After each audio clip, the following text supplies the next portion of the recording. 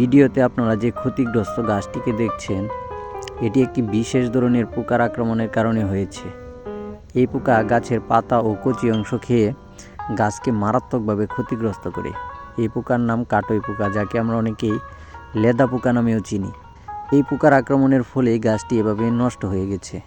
আমার জমিতে যে চারা গাছগুলোকে দেখছেন, সেগুলোকে আমি প্রায় 10 দিন আগে জমিতে রোপণ করেছি, কিন্তু এর মধ্যে কাটুই পোকার ব্যাপক আক্রমণ শুরু হয়েছে।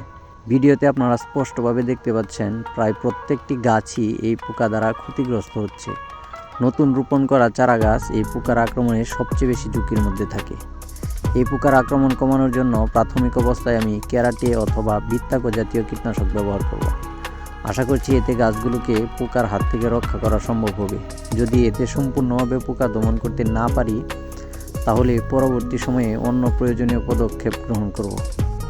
আপনাদের ফসলের জমিতে যদি এই ধরনের পোকার আক্রমণ দেখা যায়, তাহলে দেরি না করে যত দ্রুত সম্ভব কীটনাশক প্রয়োগ করে পোকা দমন করবেন।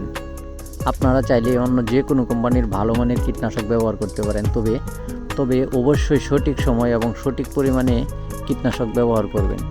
সময় মতো সঠিক ব্যবস্থা নিলে নিজের ফসলকে নিরাপদ রাখা সম্ভব। আমাদের সাথে থাকার জন্য সবাইকে অসংখ্য ধন্যবাদ।